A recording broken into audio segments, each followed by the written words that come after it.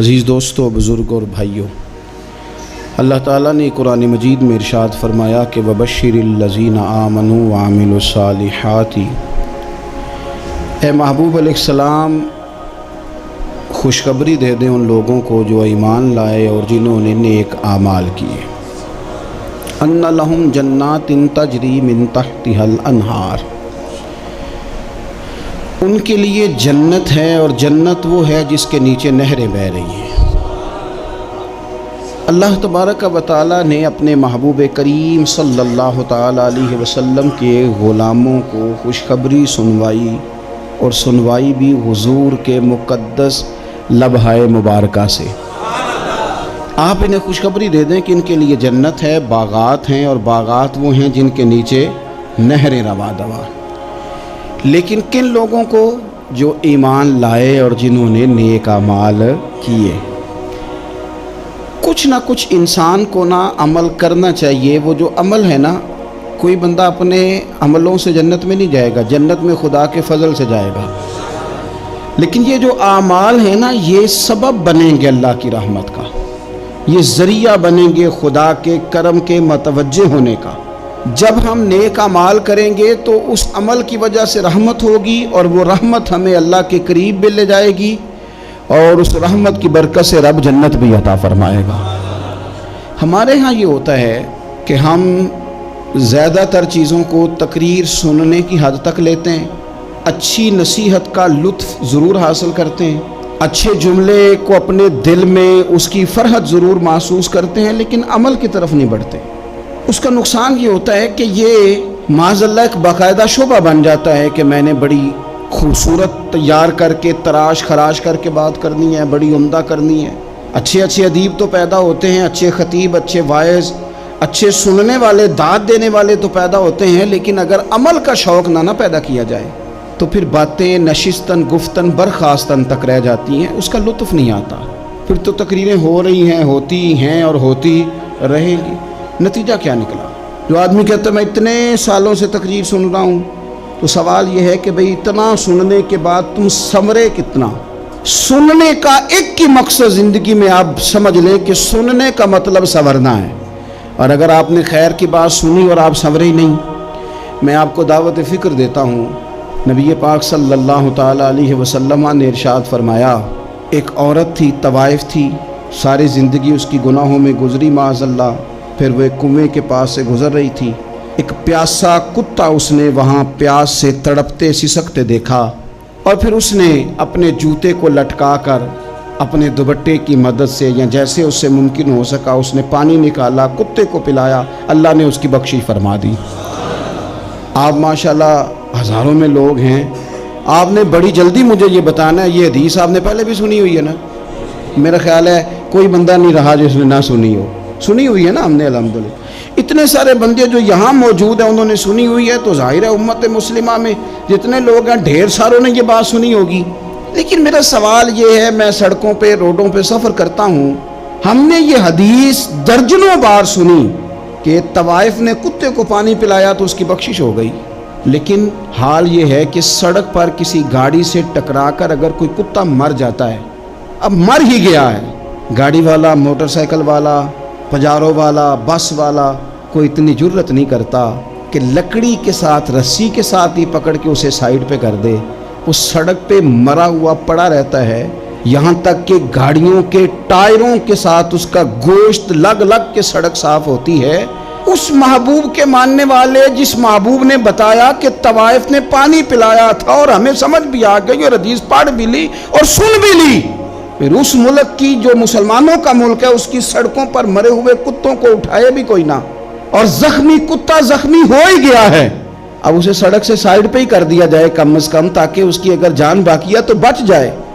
تو پھر مجھے بتاؤ نا میرے دوستو، ہم نے کس لیے تقریریں سنی ہیں، کس لیے خطبے سنے ہیں؟ واعظ و نصیحت کی مجالس کا مطلب ہم نے کیا سمجھا ہوا ہے؟ تقریر، تحریر، تصنیف، اچھی گفتگو، اچھا جملہ، اس کا معنی ہم کیا سمجھتے ہیں؟ تو آج جو خوبصورت گھڑیاں شب برات کی صورت میں ہمیں نصیب ہونے جا رہی ہیں، اس سے پہلے اپنے دل میں یہ ارادہ کرو کہ رب کریم نے ہمیں جتنا دین کا فہم دیا ہے، سمجھ دی ہے، علم دیا ہے، ہم ارادہ کرتے ہیں اب ہم صرف سنیں گے نہیں، پڑھیں گے نہیں، صرف بیان ہی نہیں کریں گے، ہم عمل بھی کریں گے۔ کوئی تھوڑا سا نا عمل کا رستہ بھی تو میرے عزیز ہونا چاہیے۔ اب مطلب بہت ساری جگہوں پہ جانے کا موقع ملتا ہے تو لوگ کہتے ہیں پیر صاحب ناراض نہ ہونا، ہم نے بڑا بندوبست کیا ہوا ہے، تقریر ذرا نہ 1.25 گھنٹہ کرنا۔ تو میں کہتا ہوں مثلاً آپ مجھے بتائیں نا 1.25 گھنٹہ تقریر کرا کے آپ نے کیا کرنا ہے؟ اگر تو آپ نے اس لیے بلایا ہے کہ جناب ایک بات سنیں گے، ایک واعظ ہوگا، سر دھنیں گے، تو وہ تو مجھے آتا ہی نہیں۔ تو میں تو مختصر بات کروں گا اور اتنی کروں گا جس کی ضرورت محسوس کروں گا۔ لمبی چوڑی تقریروں کا کیا مطلب ہے؟ ہم کیا چاہتے ہیں سوائے اس کے کہ جناب بات بڑی اچھی کانوں کو لگ رہی ہے، مزہ بڑا آ رہا ہے، تو آپ نے لیا کیا؟ نتیجہ کیا نکلا؟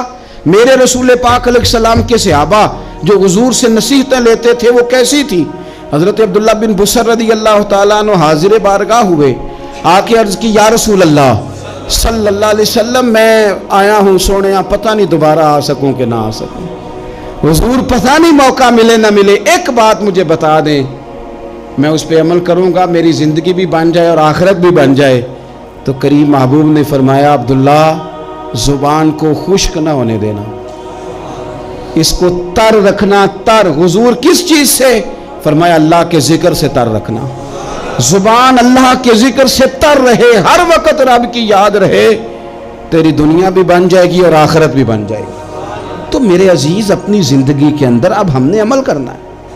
او جناب کمال پھر یہ ہے کہ جب واعظ سننے کا شوق بڑھ جاتا ہے، تقریر سننے کا شوق بڑھ جاتا ہے، سننے سنانے کا خالی مزاج ہو جاتا ہے، پھر بندہ ڈھونڈتا پھرتا ہے کہ نئی سے نئی چیز کہاں ملتی، انوکھی سے انوکھی چیز کہاں ملتی، انفرادی سے انفرادی بات۔ میرے بھائی آپ ضرور سنیں، ضرور سنیں، مومن کی گمشدہ میراث ہے، حکمت جہاں سے ملے لیں، لیکن عمل کرنے کے لیے لیں، عمل کرنے کے لیے۔ اب میرا دل کرتا ہے اب ہماری چپ سے بھی لوگ سبق سیکھیں۔ حضرت باجدید بستامی فرمایا کرتے تھے جس نے ہماری چپ سے کچھ نہیں سیکھا اس نے ہماری تقریر سے کیا سیکھنا ہے۔ اب تھوڑا سا نا اشاروں کی بولی بھی سمجھیں، اب تھوڑا سا یہ بھی ہو کہ بس بات پوری ہونے نہ پائے اور انسان کی رغبت عمل کی طرف بڑھ جائے، یہ مزاج ہمیں دیا ہے۔ اب تو بھائی آ جائیں آپ، صبح بھی تقریر کر دیں، دوپہر کو بھی تقریر کر دیں، شام کو بھی تقریر کر دیں، تو پھر یہ بھی ہوتا ہے کہ جناب وہ بیان آپ نے جو سنایا تھا نا وہ ذرا دوبارہ سنا دیں۔ تو میں کہتا ہوں پہلے سننے پر عمل ہو گیا تو نہ کریں۔ اب ہمیں تھوڑی باتیں سیکھ کر ان پر عمل کرنا ہے اور آگے بڑھنا ہے۔ بڑی سادی بات میرے ابا جی بتایا کرتے تھے، والد صاحب کہتے ہیں کہ ایک دیہاتی بندہ نہ چلا گیا وہ کسی مولوی صاحب کی تقریر سننے، تو اس زمانے میں آپ کو پتہ ہے یہ واش روم کا مروجہ نظام نہیں ہوتا تھا، تو لوگ کھیتوں میں دوسری جگہوں پہ پیشاب کے لیے جاتے تھے۔ تو مولانا نے ایک احتیاط بیان کی، وہ کہنے لگے کہ پیشاب سخت جگہ پہ نہ کرو زمین پہ بیٹھ کر، ورنہ پیشاب کے چینٹے اڑیں گے، کپڑوں پہ پڑیں گے، اور حدیث میں سخت حکم ہے اس مسئلے۔ تو کوئی نرم جگہ ہو ایسی جہاں پیشاب کریں چھینٹے نہ اڑیں۔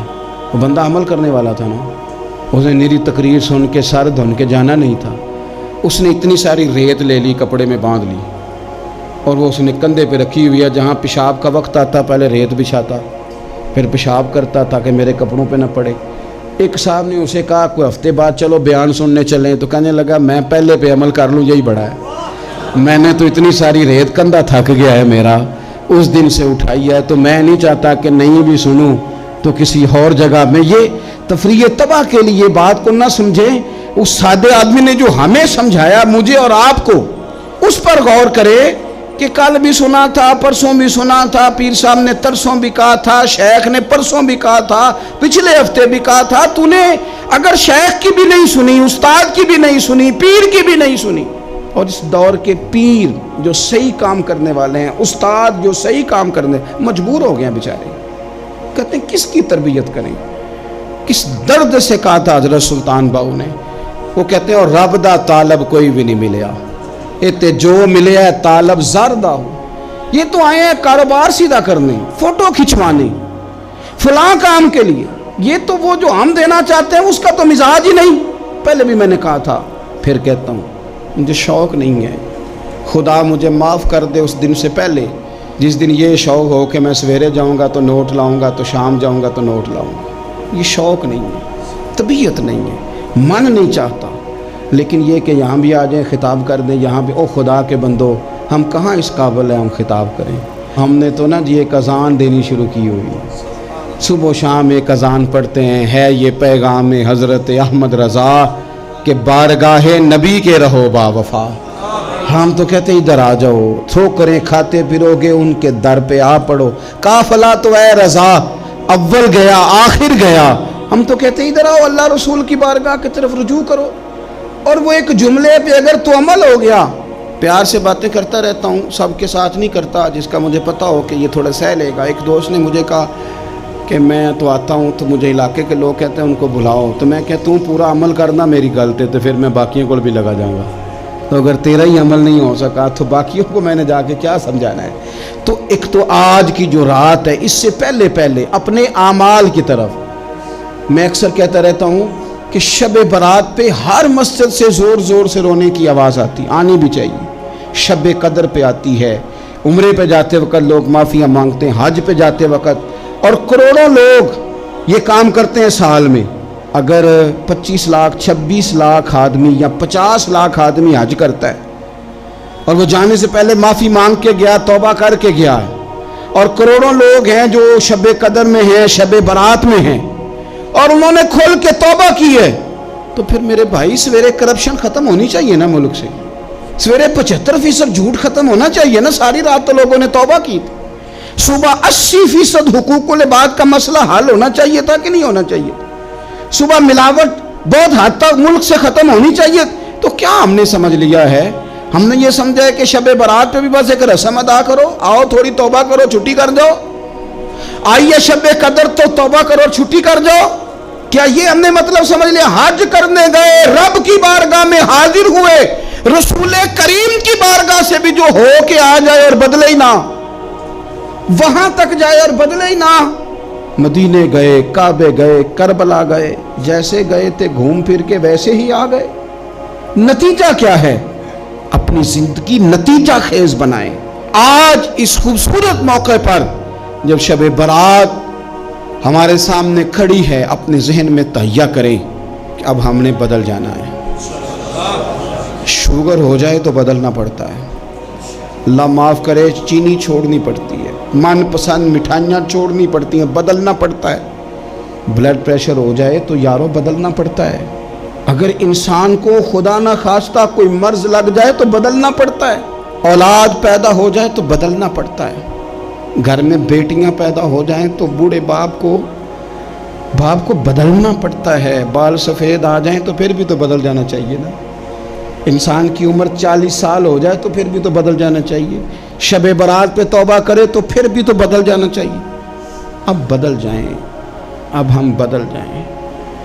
اب نہ درد ہوتی ہے، گاڑی میں بیٹھیں تو کمر پہ درد ہوتی ہے، اب ہم بدل جائیں۔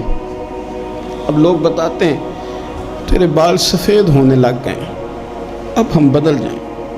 اب لوگ ہمیں کہتے ہیں بچے جوان ہو گئے، اب ہم بدل جائیں نا یارو۔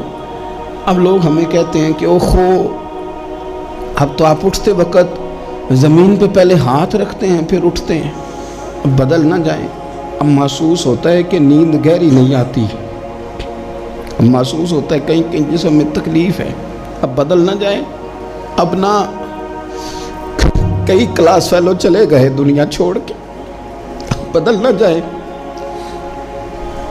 اپنے بہن بھائیوں میں سے کئیوں کا جنازہ پڑا، بدل نہ جائیں۔ ہم میں سے کئیوں نے ماں باپ دفن کر دیے، پھول ڈال دیے قبروں پہ، اب بدل جائیں۔ اب وقت تھوڑا رہ گیا، اب کچھ تبدیلی کی طرف آئیں، اب توبہ صحیح والی کر لیں، اب استغفار دل سے پڑھ لیں، اب تبدیل ہو جائیں، اب اپنے اندر باہر کچھ تبدیلیاں لائیں، اب اپنے ظاہر اور باطن کو سنواریں۔ اب اللہ رسول کی بارگاہ میں جانا ہے نا، تو کوئی ایسا نہ ہو شرم آئے حضور کے سامنے کھڑے ہوتے، حیا آئے نبی کریم کی بارگاہ میں کھڑے ہوتے۔ اب کچھ تبدیلی لائیں، آج ارادہ کریں کہ آج جو توبہ کریں گے وہ صحیح والی کریں گے، آج جو وہاں استغفار کریں گے اللہ کے حضور حاضر ہو کے تو وہ صحیح والا کریں گے۔ اب کچھ تبدیلی کا مزاج لائیں۔ اور پھر ایک اور بات بھی عرض کروں، ہمارے ذاتی تعلقات سارے دھوکہ ہیں، ہماری جیبوں میں مال سارا دھوکہ ہے، ہمارے بلند و باغ دعوے سارے دھوکہ ہیں، ہمارے بڑے بڑے رتبے سارے دھوکہ ہیں۔ بڑے تعلقات تھے بیٹے کے، پر ماں بیمار تھی تو اسے صحت تو نہیں تعلقات کی وجہ سے مل سکی۔ بڑے تعلقات تھے نا بیٹے کے، لیکن جب بیماری زور پکڑ گئی تو پھر کیا کر سکا کوئی؟ بڑے تعلقات تھے، بڑا پیسہ تھا جیب میں، بڑا کچھ تھا، لیکن جب جناب اسرائیل آئے تو پھر کوئی کچھ بھی نہ کر سکا، پھر اپنے رہ گئے، اور جس کو جانا تھا وہ سب چلے گئے۔ تو یہ جتنی چیزیں ہیں نا، یہ کچھ نہیں ہیں، یہ دھوکہ ہے۔ سچ صرف اللہ رسول کی ذات ہے، حقیقت صرف دین ہے، اصل صرف وہ بارگاہیں ہیں۔ دھوکے میں نہ زندہ رہو، چھوڑ دو یہ بات کرنی کہ بڑے تعلقات ہیں، چھوڑ دو یہ بات کرنی کہ بڑا پیسہ ہے، چھوڑ دو یہ بات کرنی کہ برادری قبیلے علاقے میں بڑا، اور کچھ بھی نہیں ہے۔ کل من علیہ فان، ہوئے نامور بے نشاں کیسے کیسے۔ دیکھو زمین کھا گئی، نوجوان کیسے کیسے۔ میں مولانا نورانی کی قبر پہ کھڑا تھا تو میں کہہ رہا تھا مقدور ہو تو خاک سے پوچھوں کہ اے لئیم تو نے وہ گنج ہائے گرا مایا کیا کیے؟ اتنے بڑے لوگ تو لے گئی، اتنے بڑے لوگ، اتنے بڑے لوگ قبروں میں کدھر گئے؟ سلطان محمود غزنوی کہاں ہیں؟ شہاب الدین غوری کہاں ہیں؟ وہ لوگ جو میدانوں میں آ کے صرف ان کا نام لیا جاتا تھا تو دنیا کانپ جاتی تھی، وہ کہاں گئے؟ اٹھ گئے سب لوگ، چلے گئے، ختم ہو گیا معاملہ۔ وقت اب ہماری طرف بڑھ رہا ہے، اب تیزی ہے، اب پیغام اجل آیا، کئی ہمارے ارد گرد سے اٹھا کے لے گیا، اب ہمیں بھی تو واپس لوٹنا ہے نا، تو کچھ تیاری کر لیں، کچھ ارادہ کر لیں۔ اور بارگاہ رب رسول کی اس طرح کی ہے کہ بس جانے کی دیر ہے، بس صرف جانے کی دیر ہے، صرف جانے کی۔ اور اللہ رسول کی بارگاہ دوستو وہ والی ہے کہ جہاں نا زیادہ منت بھی نہیں کرنی پڑتی۔ وہ جو 4-5 لوگ تھے نا مکہ مکرمہ میں، انہوں نے بہت ہی اسلام کی مخالفت کی حد کر دی تھی، ان کے لیے حکم ہوا تھا جہاں ملے قتل کر دو۔ اکرمہ تھے، ابن خطل تھے، کچھ اور لوگ تھے، تو پتہ ہے ان کو کسی نے مشورہ کیا دیا تھا؟ کسی کافر نے مشورہ دیا، پر پتہ صلاح کیا دی تھی؟ اس نے کہا تھا تم نے بڑی زیادتیاں کی ہیں، بڑے بے ادب ہو، کسی صحابی کے قابو نہ آنا، مار دیے جاؤ گے، اپنی خطاؤں کے سبب سے تم مار دیے جاؤ گے، لیکن اگر کسی طریقے چھپتے چھپاتے رسول پاک کی بارگاہ میں پہنچ جاؤ نا، اگر وہاں کسی طریقے چلے جاؤ۔ انہوں نے پوچھا معافی کیسے مانگیں گے، منہ کیسے دکھائیں گے، ہم نے اتنے ظلم کیے، اتنی زیادتیاں کی، کیسے معافی مانگیں گے؟ تو کہنے والے نے کہا کہ نہیں کچھ نہیں، تم بس کہہ دینا ہم آ گئے، اس سے زیادہ تو بات ہی کوئی نہیں، اتنا ہی تو صرف کہنا ہے آ گئے، اور نہ آتے تو جاتے بھی کہتے، بس تم اتنا کہہ دینا ان العبد اذا اعترف ثم تاب تاب اللہ علیہ۔ نبی کریم علیہ السلام نے فرمایا بندہ جب آ کے کہتا ہے نا یا اللہ میں بھول گیا تھا، غلطی ہو گئی، ان العبد اذا اعترف، مان جو گیا ہوں، مان جو گیا، غلطی ہو گئی، جب کہتا ہے نا میں بھول گیا، ثم تاب، پھر وہ توبہ کرتا، تاب اللہ علیہ، اللہ دیر کرتا ہی نہیں، فوراً توبہ کو قبول فرما لیتا۔ ہمارے ہاں نا کچھ لوگ تو طبعاً سخت ہیں، اللہ معاف فرمائے، اور کچھ رد عمل کے طور پر سخت ہو گئے، کچھ باتیں دلوں میں بیٹھ گئی ہیں جنہوں نے طبیعتوں کو سخت کر دیا ہے۔ کبھی کہیں آپ بہو سے کہ چلو بوڑھی ساس سے اگر کبھی کوئی بات سخت نکل گئی ہے تو معاف کر دے، وہ تیار نہیں ہوتی، وہ کہتی ہے تمہیں پتہ نہیں میرے ساتھ کیا کچھ ہوا۔ کبھی ساس سے کہا جائے نا چلو بھول گئی تھی بچی تو آپ درگزر کر دیں، تو کہتے ہیں تمہیں پتہ نہیں میرے اندر سختی کتنی آ گئی ہے، دکھ کتنے بیٹھ گئے۔ ہم نا طبیعتوں میں سختی کر بیٹھے، ہمارے دل دھڑکتے ضرور ہیں لیکن صرف اپنے بچوں کے لیے، ہمارے سینوں میں درد اٹھتا ضرور ہے لیکن صرف اپنوں کے لیے۔ ہم نے نا 2 4 5 6 باتیں جمع کر کے ان پر پورا ذہن بنا کے سخت ہو گئے ہیں، طبیعتیں سخت ہیں، دل سخت ہیں۔ میرے نبی پاک صلی اللہ تعالی علیہ وسلم نے فرمایا، یہ حدیث مسلم شریف میں موجود ہے، فرمایا جنت میں وہ لوگ داخل کیے جائیں گے جن کے دل چڑیوں کی طرح نرم ہے، نرم دل کے لوگ، معاف کر دینے والے، جلدی مان جانے والے۔ ایک صاحب تھے اپنے بھائی سے ناراض ہو گئے اور انہوں نے رشتے سے انکار کر دیا. پہلے ان کے بیٹے کی وہیں پہ نسبت تھی, انکار کر دیا. تو کئی لوگوں نے ان سے کہا, میں نے بھی کہا, تو وہ کہنے لگے پیر صاحب عزت بڑی کرتا ہوں آپ کی, لیکن میں مرد ہوں, ایک دفعہ نہ کر دوں تو پھر ہاں نہیں کیا کرتا. تو میں نے اس صاحب سے کہا, میں نے کہا یوں نہ کر, اگر صبح قیامت تیرے بارے میں کوئی سخت فیصلہ آ جائے اور رب کو منانا ہو کسی مقام پر تو کیا کہے گا؟ بہانے بنا بنا کے ہم سخت ہو گئے, دل اتنے سخت پتھر کر لیے, میں فلاں ہوتا ہوں جی, میں نہیں دوبارہ کسی کی سنتا.